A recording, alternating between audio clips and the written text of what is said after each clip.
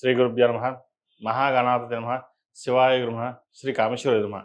నేను మీ సోమేశ్వర శర్మ సిద్ధాంతి. మేషం నుండి మీనం వరకు ఉన్నటువంటి రాశి ఫలితాలు నా పరిజ్ఞానం సహకరించిన మేరకు ఈ వారం రాశి ఫలితాలను తెలియజేస్తాను. వృశ్చిక రాశి వారికి ఈ వారం చాలా వరకు మిశ్రమ ఫలితాలు గోచరిస్తుంది. అనుకున్న పనులు అవ్వకపోవడం, వృత్తి ఉద్యోగంలోనూ వ్యాపారంలోనూ నిదానంగా ఉండడం, కొంత ఆర్థిక నష్టాలు ఉండే అవకాశం గోచరిస్తుంది. శత్రువులు అధికంగా ఉన్నారనిపిస్తుంది. అయితే శత్రువులు కూడా మిత్రులుగా మారే అవకాశం లేకపోలేదు. సంతానం సంబంధించిన విషయాలు బాగున్నాయి. సంతానం కోసం ప్రయత్నం చేస్తున్న వారికి శుభవార్తలు వినగలుగుతారు. అయితే అదేవిధంగా వ్యాపారంలో కొత్త కోణంలో ముందుకు వెళ్ళాలి అనే ఆలోచనతో ఉంటారు. ప్రస్తుత గ్రహస్థితులు అంత అనుకూలంగా లేదు. వీరికి అష్టంలో గురువు ఉన్నారు. ద్వితీయ పంచమాధిపతి అంత అనుకూలంగా లేదు.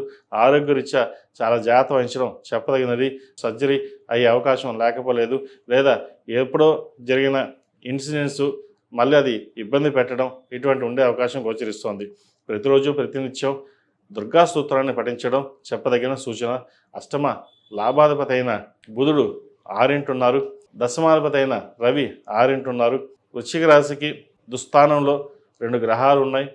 అంత అనుకూలంగా లేదు కాబట్టి ఏదైనా దైవానుగ్రహం మీదతోటి మనం ముందుకు వెళ్ళాలి.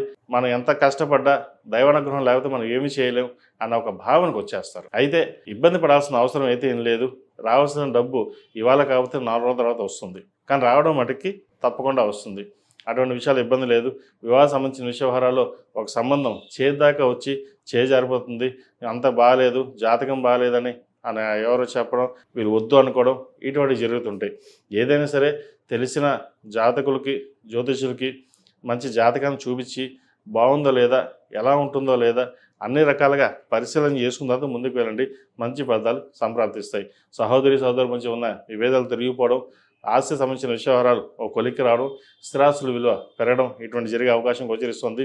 అదేవిధంగా చిరుస్థాయి వ్యాపారస్తులకు, ఉద్యోగస్తులకు, చిరుస్థాయి ఉద్యోగస్తులు అంటే సాఫ్ట్వేర్ కావచ్చు, ఆటో నడిపేవాళ్ళు కావచ్చు, లేదా డైలీ వేజెస్ పనిచేసే వాళ్ళు ఎవరైనా సరే. చాలామంది అడుగుతున్నారు, ఆటో వాళ్ళకి మాకు చెప్పరా, లేదంటే చిన్న చిన్న సార్లు చెప్పరాను. చిరుస్థాయి ఉద్యోగస్తులు అన్నప్పుడు ప్రతి ఒక్కరికి వర్తిస్తుందండి ఇది. కాబట్టి వారి వారి రంగాల్లో ఉన్నారు కాబట్టి ఆ రంగాలకు చెప్తున్నాం. చిరుస్థాయి ఉద్యోగస్తులు ఆ రంగాల్లో ఏ రంగంలో ఉన్న వారికి అందరికీ వర్తిస్తుంది. కాబట్టి ఇది గమనించగలరు. చిరుస్థాయి ఉద్యోగస్తులు ప్రతి ఒక్కరికి కొంచెం కష్టపరమైన సమయం చెప్పచ్చు. అయినా రాబోయే భవిష్యత్తు కోసం ఇప్పటి నుంచి మీరు చేసే ప్రణాళికలు ఏవైతే ఉన్నాయో అవి ఫలిస్తాయి. కాబట్టి ప్రతి విషయాన్ని ఎక్కువగా ఆలోచించకుండా మీ పని మీరు చేసుకోవడం చెప్పదగింది. అదేవిధంగా నరదిష్టి అధికంగా ఉంటుంది. మీరు రూపాయికి 10 రూపాయలు సంపాదిస్తున్నారు, మీకేంటి అనే ఈర్ష్య ద్వేషాలు కూడా ఎక్కువగా ఉంటాయి. ఎందుకంటే మీ కష్టం మీకు తప్ప ఎవరికి తెలియదు. మీరు ఎంత కష్టపడుతున్నారు అనేది 10 మందికి తెలియదు. మీరు బాగా సంపాదిస్తున్నారు, బాగానే వెనకేసుకున్నారు అన్న ఆలోచన ఎక్కువగా ఉంటుంది జనాల్లో. అవన్నీ పక్కన పెట్టేసి మీ పని మీరు చేసుకోవడం చెప్పదగిన సూచన. ఈ రాశివారు ప్రతిరోజు ప్రతినిత్యం దుర్గా స్తోత్రాన్ని పఠించడం, మంగళవారం నాడు, శుక్రవారం నాడు అరటినార ఒత్తులతోటి, అదేవిధంగా లక్ష్మీ తామర ఒత్తులతో దీపారాధన చేయండి. మంచి ఫలితాలు సంప్రాప్తిస్తాయి. ఈ చెప్పేటటువంటి రెమెడీస్ ఏవైతే ఉన్నాయో అవి ఒక 10-20% మనకి చక్కగా ఉపయోగపడ్డా ఆ మిగతా 80% మనం ముందుకు వెళ్ళడానికి చేసే ప్రణాళికలు, మనకు ఆలోచన విధంగా ఒక పాజిటివ్ వైబ్రేషన్స్ ముందుకు జనరేట్ అవ్వడం కోసం చేసే కార్యక్రమాలు. దైవారాధన ఎంత చక్కగా చేసుకుంటే అన్ని మంచి ఫలితాలు ఉంటాయి.